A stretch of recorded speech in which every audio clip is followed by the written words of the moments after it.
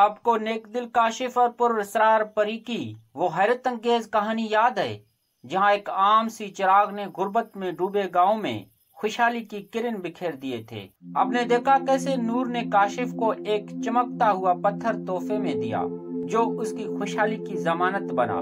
لیکن کیا آپ جانتے ہیں کہ اس کہانی کا ایک ایسا حصہ بھی ہے جو آپ کو ہلا کر رکھ دے گا؟ جب کاشف سے اس کی خوشحالی کی سب سے بڑی نشانی وہ چمکتا ہوا پتھر چوری ہو جاتا ہے، کیا پری نور کی برکت کاشف سے روٹ گئی؟ کیا پورا گاؤں پھر سے غربت کی دلدل میں پھنس گیا؟ یہ کہانی کا وہ حصہ ہے جہاں کاشف کی نیکی، اس کی ایمان اور اس کی ہمت کا سب سے بڑا امتحان ہوتا ہے۔ جاننے کے لیے کاشف نے کیسے اپنی قسمت کا مقابلہ کیا اور کیا نور نے اس کی مدد کی، ہمارے یہ ویڈیو آخر تک ضرور دیکھیں۔ اگر ویڈیو اچھی لگی تو ہمارے چینل کو سبسکرائب کریں اور اس ویڈیو کو لائک کریں۔ تو چلو چلتے ہیں کہانی کی طرف۔ کئی سال گزر چکے ہیں، کاشف کا گاؤں اب خوشحال ہے، اس کی بنائی ہوئی مدرسہ بچوں سے بھری ہے اور کھیت پہلے سے کہیں زیادہ سرسبز ہیں۔ کاشف اب بھی نیک دلی سے ہر چیز کی نگرانی کر رہا ہے۔ وہ اکثر چھوٹے چمکتے ہوئے پتھر کو چھوتا ہے جسے اس کی اپنی گلے میں ایک گڑھائی والے تھیلے میں رکھا ہوا ہے۔ یہ نور کی مستقل یاد دہائی ہے۔ برسوں گزر گئے اور کاشف کی زندگی جیسے جادو نے چھوا تھا، اس کی اٹل نیکی کا ثبوت بن گئی تھی۔ گاؤں اس کی فیاض رہنمائی میں ترقی کر رہا تھا۔ اس نے اپنی دولت بانٹی، غریبوں کو سہارا دیا اور اس کی قائم کردہ مدرسہ امید کی کرن بن گئی۔ پھر بھی ان سب کے بیچ کاشف کبھی اپنی ابتدائی دولت کی سرچشمے کو نہیں بھولا۔ پر اسرار پری نور اور وہ چمکتا ہوا پتھر جو اس نے اسے تحفے میں دیا تھا، وہ اسے ہمیشہ پہنے رکھتا تھا۔ یہ اس کی سینے پر ایک گرم آرام دہ موجودگی تھی۔ گاؤں میں بازار کا ایک مصروف دن، کاشف بھیڑ میں چل رہا ہے، لوگوں سے سلام دعا کر رہا ہے اور صدقہ خیرات تقسیم کر رہا ہے۔ وہ ایک بوڑھی عورت کی مدد کرنے کے لیے رکتا ہے جس کی ٹوکری الٹ گئی ہے۔ جیسے ہی وہ جھکتا ہے، ایک سایہ دار شخص تیزی سے اور خاموشی سے اس کے گلے سے تھیلا چھین لیتا ہے اور وہ ہجوم میں غائب ہو جاتا ہے۔ کاشف سیدھا ہوتا ہے، اس کا ہاتھ اس کے سینے پر جاتا ہے۔ میرا پتھر، وہ چلا گیا۔ کاشف گھبرا کر ادھر ادھر دیکھتا ہے، اس کی آنکھیں بھیڑ کو اسکین کرتی ہیں لیکن چور کہیں نظر نہیں آتا۔ ایک سرد خوف اسے اپنی لپیٹ میں لے لیتا ہے۔ متحرکہ بازار اچانک بے رونق اور بے جان لگنے لگتا ہے۔ پتھر کا نقصان صرف ایک قیمتی چیز کا نقصان نہیں تھا، یہ نور سے ایک ٹھوس تعلق کا نقصان تھا۔ اس کے وعدے اور اس کی خوشحالی کی علامت ایک رینگنے والا بے چینی کاشف کے دل میں بیٹھنے لگی۔ دن ہفتوں میں بدل جاتے ہیں، کاشف کی ابتدائی حیرت بڑھتی پریشانی میں بدل جاتی ہے۔ وہ اپنی پریشانی کو گاؤں والوں سے چھپانے کی کوشش کرتا ہے، لیکن ایک لطیف تبدیلی رونما ہونے لگتی ہے۔ فصلیں جو کبھی فافر تھیں بیماری کے آثار دکھانے لگتے ہیں۔ ایک عجیب بیماری جانوروں کو متاثر کرتی ہے۔ مدرسے کے بچے کم پرجوش لگتے ہیں۔ مالک رحمان جو اب بوڑھا اور کاشف کی ثقافت پر انحصار کر رہا تھا، تبدیلی کو نوٹ کرتا ہے۔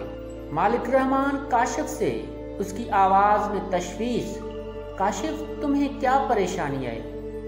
مختلف محسوس ہوتے ہو اور گاؤں وہ اتنا روشن نہیں جتنا پہلے ہوتا تھا۔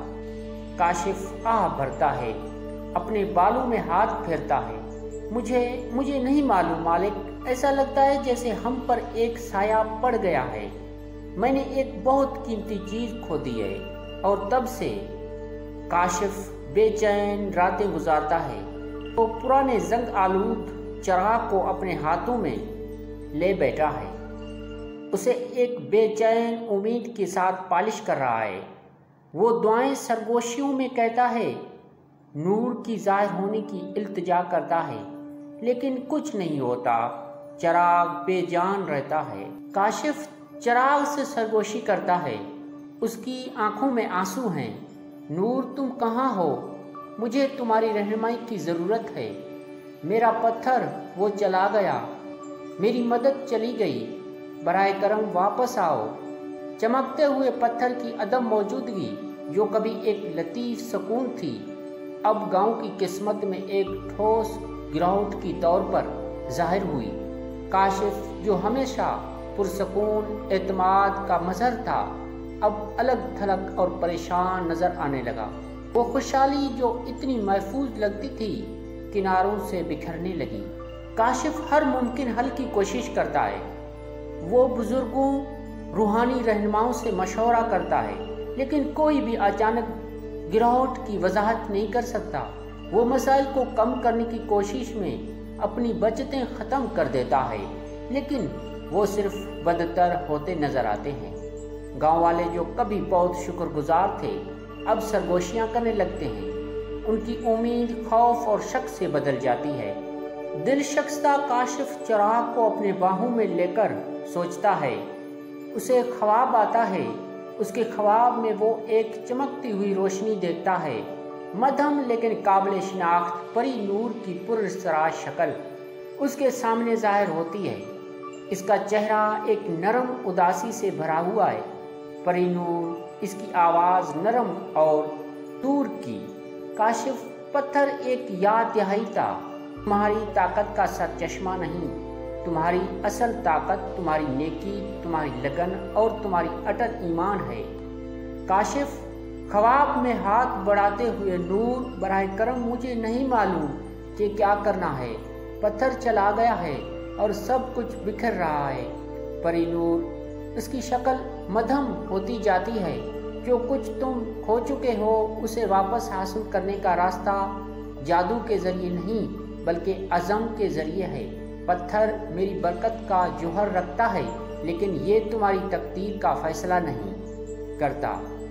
اسے تلاش کرو، ہاں، لیکن اس کی عدم موجودگی کو اپنے آپ کو بیان نہ کرنے دو۔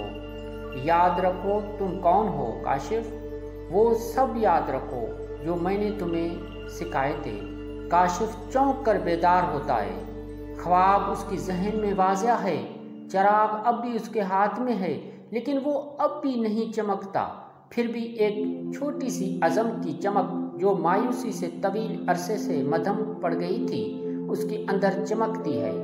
وہ اپنے گھسے ہوئے ہاتھوں کو دیکھتا ہے، محنت کے سالوں کو یاد کرتا ہے، صرف جادوئی مدد کو نہیں۔